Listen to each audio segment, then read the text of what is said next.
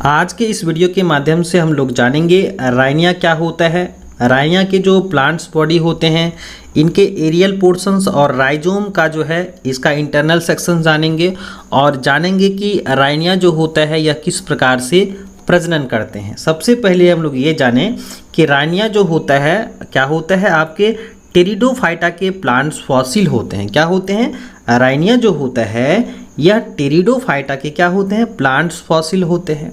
सबसे पहले हम लोग यहाँ पर देख लेते हैं सिस्टमेटिक पोजीशंस क्या होता है। जब हम लोग किसी भी जीनस को डिस्क्राइब करते हैं तो सबसे पहले हम लोग क्या करते हैं, उसका सिस्टमेटिक पोजीशंस लिखते हैं। तो राइनिया का सिस्टमेटिक पोजीशन क्या है?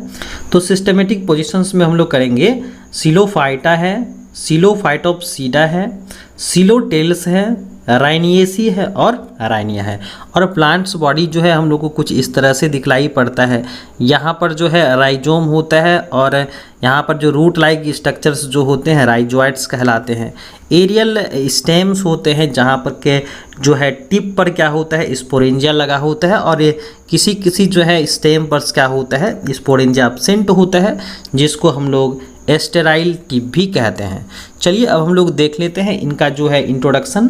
तो राइनिया जो होता है एक आपके जो है टेरिडोफाइटियंस प्लांट्स फॉसिल होते हैं। यानी राइनिया जो होता है एक प्रकार का क्या है, प्लांट फॉसिल्स आते हैं जो किसके अंतर्गत आते हैं, टेरिडोफाइटा के अंतर्गत आते हैं। इस स्पीसीज की जीवन अवधि तकरीबन आज से लगभग जो है 380 लाख वर्ष पूर्व था। यानी कि राइनिया का जो प्लांट्स फॉसिल्स था ये लगभग कितना अवधि था, यानी कि लगभग जो है 380 लाख पूर्व का है। वर्तमान समय में इन पौधों के अवशेष जो चट्टानों पर चिन्ह या छाप के रूप में मिलते हैं। कहने का मतलब कि जो पुराने समय में राइनिया हुआ करते थे टेरिडोफाइटियंस प्लांट, तो इनके जो है ना अभी हम लोगों के पास जो है कि छाप के रूप में पाया जाता है। जो कब तक, यानी कि जो है ये जो स्पीसीज है राइनिया की यह 380 लाख पूर्व जो है ना यह क्या थी, मौजूद थी। अब हम लोग देख लेते हैं डिस्कवरी इसकी कैसे हुई थी। तो स्कॉटलैंड के एबरडेनसाइन प्रदेश के राइनी ने, यानी कि जो वैज्ञानिक का नाम है राइनी ने क्या किया था, 1913 ईस्वी में मध्य डेवोनियन यानी कि जो मिडिल डेवोनियन काल है के चट्टानों के कुछ फॉसिल्स पौधे मिले थे जो अवशेष के रूप में प्राप्त हुए थे। यानी कि स्कॉटलैंड के एबरडेनशायर प्रदेश के राइनी ने है ना 1913 में मध्य डेवोनियन काल में चट्टानों से कुछ फॉसिल पौधे मिले थे उनको, जो अवशेष के रूप में प्राप्त हुए थे। जैसा कि यहाँ पर आप देख सकते हैं कि ये जो है राइनिया का प्लांट फॉसिल है, जिसमें क्या होता है आपके राइजोम वाले पोर्शंस होते हैं, स्पोरेंजिया होता है यानी कि यहाँ पर जो है जिसमें स्पोर्स बनते हैं, और ये है आपका एरियल स्टेम्स है जो क्या क्या हो सकते हैं आपके फर्टाइल भी हो सकते हैं और स्टेराइल भी हो सकते हैं।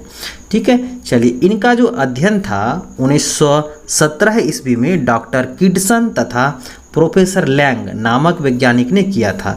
ये जो राइनिया है इनका अध्ययन 1917 ईस्वी में डॉक्टर किडसन तथा प्रोफेसर लैंग नाम के वैज्ञानिक ने किया था और उन्होंने इस जीव अवशेष का नाम राइनी नामक स्थान से पहले मिलने के कारण राइनिया रखा। कहने का मतलब कि जो राइनिया पौधा था ना वह कहाँ पर मिला था, राइनी नामक स्थान पर मिला था। इसके लिए उनके सम्मान में ना उस पौधे का नाम क्या रखा गया, राइनिया रखा गया। तो ध्यान में रखिएगा कि राइनिया क्यों पड़ा, क्योंकि राइनी नामक स्थान था। इस जीनस के दो स्पीसीज होते हैं, जैसे राइनिया मेजर होता है और राइनिया ग्वानी होता है, भोगनी होता है। तो ये आपका क्या है, स्पीसीज के कुछ नाम हैं। तो इनके क्या हैं, आपके दो स्पीसीज हैं। और प्लांट फॉसिल यानी कि पादप अवशेष से यह पता चलता है कि यह ज्वालामुखी के पास यानी कि प्योरिटी हैबिटेट्स में उगते थे जहाँ पर सल्फर वेपर होती होगी। कहने का मतलब कि ये जो राइनिया प्लांट्स बॉडी है इनको देख करके ये पता चलता है कि ज्वालामुखी के पास प्योरिटी हैबिट्स में उगते थे जहाँ पर सल्फर वेपर होती होगी, और जहाँ पर यह भूमि में उगते होंगे ना वहाँ पर क्या होता होगा, ग्रो होता होगा। वहाँ पर क्या होता है, गर्म पानी के झरने जो एसिडिक रेन से तथा सेचुएटेड रहती होगी। कहने का मतलब इस प्लांट बॉडी को देख करके उन्होंने बताया कि हो सकता है कि यहाँ पर जो है आपके प्लेटी हैबिट्स में उगते होंगे और सल्फर वेपर होती होगी, जहाँ पर क्या होता है भूमि में ग्रो करता है, जहाँ पर गर्म पानी के झरने के एसिडिक वाटर से सेचुरेटेड होती होगी। चलिए अब हम लोग देखते हैं इनका मॉर्फोलॉजी, यानी कि राइनिया का जो मॉर्फोलॉजी होता है वो बाह्य आकार की होता है, किस तरह का होता है। तो राइनिया के प्लांट्स बॉडी कैसे होते हैं, राइनिया के प्लांट्स बॉडी शाखीय होते हैं, यानी हर्बेशियस होते हैं। और इसमें क्या होता है, रूटलेस, यानी कि इसमें जड़ नहीं पाया जाता, यानी रूटलेस होता है। जो हॉरिजॉन्टल अंडरग्राउंड तथा तना कैसा होता है, वायवीय और पत्ती विहीन होता है। कहने का मतलब जैसा कि यहाँ पर आप देख सकते हैं कि ये जो प्लांट्स बॉडी है ये कैसे हैं, शाखित हैं, है ना। यहाँ पर पत्ती नहीं है और इसमें क्या होता है, स्पोरेंजा पाया जाता है और रूटलेस होते हैं, है ना। तो यहाँ पर कहा जा रहा है कि ये कैसे होते हैं, आपके ये तने कैसे होते हैं, वायवीय होते हैं, हवा में होते हैं, यानी कि एरियल पोर्शंस है, पत्ती विहीन होता है ना। चलिए आगे देखें कि राइनिया मेजर्स का पौधा जो है लगभग 20 सेंटीमीटर लंबा, ऊंचा तथा 2 से 3 सेंटीमीटर व्यास वाला होता है, जिसमें राइजोम पर कई स्थानों से राइजोइड्स निकले रहते हैं। यहाँ पर हम लोग देखें कि एरियल ब्रांचेज जो होता है सिलिंड्रिकल होता है, डाइकोटोमसली होता है, ब्रांच होता है, यानी कि वायवीय शाखाएं जो होती हैं वह बेलनाकार होती हैं, द्विशाखित होती हैं, जो क्रमशः शीर्ष भाग तक पतली होती चली जाती है। कहने का मतलब कि जो बॉटम वाले पोर्शंस होते हैं, जो निचले वाले जो है स्थितियां होती हैं यहाँ पर जो है ये ठीक होते हैं, और जैसे जैसे ऊपर तता जाता है, जैसे जैसे क्या होता है ऊपर हम लोग जाते हैं वो क्या हो जाता है, तो पतला होता चला जाता है ना, इस तरह से। तो इस एपिकल ब्रांचेज के एपिकल पोर्शंस पर क्या होता है, सर्कुलर स्पोरेंजियम उपस्थित होती है, यानी कि वहाँ पर क्या होता है, एक विशेष प्रकार का स्पेशल स्ट्रक्चर्स होता है, गोलाकार संरचना पाया जाता है, जिसको हम लोग क्या कहते हैं, स्पोरेंजिया कहते हैं, और इसी में क्या होते हैं, स्पोर्स बनते हैं। अगर हम लोग इंटरनल स्ट्रक्चर्स की बात करें तो इंटरनल स्ट्रक्चर्स में हम लोग देखें कि जब हम लोग राइनिया के एरियल स्टेम, यानी कि एरियल स्टेम कौन सा हुआ, तो एरियल स्टेम ये वाला पोर्शन हुआ है ना, एरियल स्टेम हुआ जो वायु में है ना, और राइजोम्स के आंतरिक काट का यानी इंटरनल सेक्शन का अध्ययन करते हैं, तब हम लोगों को निम्नलिखित संरचना दिखलाई पड़ता है। कहने का मतलब कि जब हम लोग स्टेम का और राइजोम का हम लोग क्या करते हैं, टीएस काटते हैं ना, ट्रांसवर्स सेक्शन काटते हैं, तो हम लोगों को क्या क्या दिखलाई पड़ता है, तो पहला है हम लोग का एपिडर्मिस दिखलाई पड़ता है, कॉर्टेक्स दिखलाई पड़ता है और स्टील दिखलाई पड़ता है। जैसा कि यहाँ पर आप देख सकते हैं ये जो बाहरी पोर्शंस है ना, इसको हम लोग एपिडर्मिस कहते हैं, और क्या है आपका क्यूटिकल्स है जो थिक लेयर्स होता है बाहरी में, यानी कि एपिडर्मिस के ऊपर में एक थिक क्यूटिकल्स पाया जाता है, और यहाँ पर आउटर कॉर्टेक्स होते हैं, इनर कॉर्टेक्स होते हैं, और वास्कुलर बंडल्स होता है, जाइलम और फ्लोएम्स होते हैं। ठीक है, चलिए अब हम लोग देखते हैं एपिडर्मिस क्या होता है। तो एपिडर्मिस जो होता है, जब हम लोग एरियल स्टेम या राइजोम्स का जो है सेक्शन काटते हैं ना, तो सेक्शन के सबसे ऊपरी सतह पर यानी आउटरमोस्ट लेयर होती हैं जो मोटी परत वाली होती हैं, है ना, जो मोटी सेल्स से बनी होती हैं, जिसे हम लोग क्या कहते हैं, हम लोग उसे एपिडर्मिस लेयर्स कहते हैं। इसमें क्या होता है, कहीं कहीं स्टोमाटा पाया जाता है। कहने का मतलब यहाँ पर कहीं कहीं क्या होता है, स्टोमाटा मिलता है, और एपिडर्मिस के चारों ओर एक थिक क्यूटिकल्स की परत पाई जाती हैं, जैसा कि यहाँ पर आप डायग्राम्स में देख सकते हैं। एपिडर्मिस है और इसके ठीक जो है ऊपर पर क्या है, एक परत पाई जाती है, जिसको हम लोग क्या कहते हैं, क्यूटिकल्स कहते हैं। चलिए अब हम लोग देखते हैं अगला कॉर्टेक्स। तो कॉर्टेक्स रीजन्स क्या होता है, तो एपिडर्मिस के ठीक नीचे 2 या 2 से अधिक परतों वाली, कहने का मतलब मल्टीलेयर होता है, जो किसकी बनी होती हैं, पेरेन्काइमेटस सेल्स की बनी होती हैं। इसी संरचना को हम लोग क्या कहते हैं, कॉर्टेक्स कहते हैं, जिसमें इंट्रासेलुलर स्पेस उपस्थित होता है। कॉर्टेक्स जिसे हम लोग 2 भागों में विभाजित करते हैं, एक आउटर कॉर्टेक्स हो गया और दूसरा क्या हो गया, इनर कॉर्टेक्स हो गया। और कॉर्टेक्स के नीचे क्या होता है, स्टीलर रीजन पाया जाता है। कहने का मतलब कि यहाँ पर हम लोग आसानी से देख सकते हैं कि जब हम लोग क्या करते हैं, एरियल पार्ट्स या राइजोम का टीएस काटते हैं ना, तो सबसे बाहरी परत क्या होता है, एपिडर्मिस होता है। ठीक उसके बाहर में जो एक लेयर पाया जाता है उसको क्या कहते हैं हम लोग, क्यूटिकल्स कहते हैं। और जस्ट बिलो एपिडर्मिस क्या होता है, कॉर्टेक्स होता है, जिसको हम लोग आउटर कॉर्टेक्स और इनर कॉर्टेक्स में हम लोग डिवाइड करते हैं, है ना। और यहाँ पर क्या होता है, वस्कुलर बंडल होता है।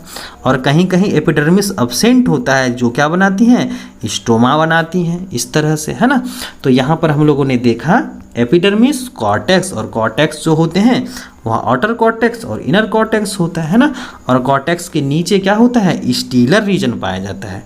कहने का मतलब कि जाइलम और फ्लोएम का अरेंजमेंट्स होता है, जिसमें जाइलम फ्लोएम के द्वारा घिरा रहता है, जिसमें पित्त क्या होता है, अब्सेंट होता है। अब देखिए, अब हम लोग देखते हैं कि राइनिया के स्टेम सेक्शन में एंडोडर्मिस और पेरीसाइकिल अनुपस्थित होते हैं। जैसा कि यहाँ पर आप देख सकते हैं कि इसमें ना तो एंडोडर्मिस है और ना ही पेरीसाइकिल है। तो इसमें क्या क्या है, एपिडर्मिस है, कॉर्टेक्स हैं जो दो भाग में बांटा गया है, आउटर मोस्ट और इनर मोस्ट, ठीक है। और जो इस यहाँ पर आपका स्टीलर रीजन है यानी वस्कुलर बंडल है, जाइलम और फ्लोएम है। इसमें ना तो एपिडर्मिस है और ना ही आपका, इसमें ना तो एंडोडर्मिस है और ना ही पेरीसाइकिल है। चलिए अब हम लोग देखते हैं रिप्रोडक्शंस के बारे में कि राइनिया में किस प्रकार से प्रजनन होता है। तो राइनिया में जो होता है ना, स्पोरेंजिया बनते हैं। क्या बनते हैं, स्पोरेंजिया बनते हैं। और ये जो स्पोरेंजिया होते हैं एरियल ब्रांच पर पाया जाता है। कहाँ पाया जाता है, एरियल ब्रांच पर पाया जाता है। जैसा कि यहाँ पर आप देख सकते हैं कि ये जो स्पोरेंजिया होता है ये कहाँ पाए जा रहे हैं, एरियल स्टेम पर पाए जा रहे हैं, एरियल ब्रांचेस पर पाया जा रहा है ना। और ये स्पोरेंजिया यानी बीजाणु पेटी जो होता है गोलाकार या बेलनाकार होती हैं, जो एपिकल पार्ट की तरफ नुकीली होती हैं। यहाँ पर आप देख सकते हैं कि स्पोरेंजिया जो होता है या एपिकल पार्ट पर कैसा होता है, नुकीला होता है ना, नुकीला होता है। चलिए अब हम लोग देखते हैं आगे कि इसमें क्या होता है, 3 लेयर पाई जाती हैं। यानी स्पोरेंजिया जो होता है इसमें 3 लेयर पाई जाती हैं। पहला है एपिडर्मिस, दूसरा है मिडिल लेयर और उसके बाद क्या है, टेपेटम। और स्पोरेंजियम में बहुत छोटे छोटे स्पोर्स पाए जाते हैं। कहने का मतलब कि जो बीजाणु पेटी होता है या बीजाणु थैली होता है, इसमें छोटे छोटे क्या पाए जाते हैं, स्पोर्स पाए जाते हैं, जो एक प्रकार के होते हैं यानी कि एक ही जैसे होते हैं। अतः ये क्या कहलाते हैं, होमोस्पोरस कहलाते हैं। तो यहाँ पर हम लोग अच्छे से देख सकते हैं कि ये हम लोगों का क्या है, स्पोरेंजिया है। और स्पोरेंजिया में जो है आपके बहुत सारे स्पोर्स बन रहे हैं, है ना, जो क्या है, किस रूप में है, स्पोर टेट्राड के रूप में है। और यह क्या होता है, टेपेटम के द्वारा, यानी कि एपिडर्मिस है, मिडिल लेयर है और टेपेटम के द्वारा क्या रहता है, चारों तरफ से घिरा हुआ रहता है। तो इसको हम लोग जैकेट्स भी कह सकते हैं। और ये लिबरेट करते हैं स्पोर्स और क्या करते हैं, एक नए पौधे को जन्म देते हैं। कहने का मतलब इसके द्वारा क्या होता है, रिप्रोडक्शंस होता है। तो यहाँ पर हम लोगों ने सीखा कि राइनिया क्या होता है, राइनिया के जो है प्लांट्स बॉडी कैसे होते हैं, राइनिया की किस प्रकार से डिस्कवरी हुई है, और इंटरनल स्ट्रक्चर के साथ साथ इसमें जो है हम लोगों ने देखा कि यह जो राइनिया होता है किस प्रकार से प्रजनन करता है। तो अगर आप जो है इस चैनल पर नए हैं तो चैनल को सब्सक्राइब कर लीजिएगा, अपने साथी के साथ शेयर कर लीजिएगा। तो ये राइनिया यानी कि आपके टेरिडोफाइटियंस फॉसिल्स होते हैं। तो जो बच्चे इस चैनल पर नए हैं तो चैनल को सब्सक्राइब कर लीजिएगा, अपने साथी के साथ शेयर कर लीजिएगा, ताकि जो आने वाली नोटिफिकेशंस जो है वो सबसे पहले सबको मिल सके। तो चलिए आज के लिए इतना ही, हम लोग मिलते हैं एक नए वीडियो में एक नए टॉपिक के साथ। और अगर आप जीव विज्ञान से डिफरेंस देखना चाहते हैं अलग अलग टॉपिक्स पर, तो आप हमारे प्लेलिस्ट में जाइए, वैभव क्लासेस के प्लेलिस्ट में डिफरेंट बिटवीन प्लेलिस्ट में चले जाइए। वहाँ पर आपको जो है अलग अलग डिफरेंस बिटवीन जो आपके बायोलॉजी से रिलेटेड है, वहाँ पर आप अपनी ज़रूरत के हिसाब से सीख सकते हैं और नोट्स भी कर सकते हैं। और अगर आप जो है बॉटनी विभाग से हैं, यानी कि आपका जो है MJC हो, MIC हो, तो आप जो है वहाँ पर जा कर के अलग अलग नोट्स भी देख सकते हैं। तो चलिए आज के लिए इतना ही, हम लोग मिलते हैं एक नए वीडियो में एक नए टॉपिक के साथ।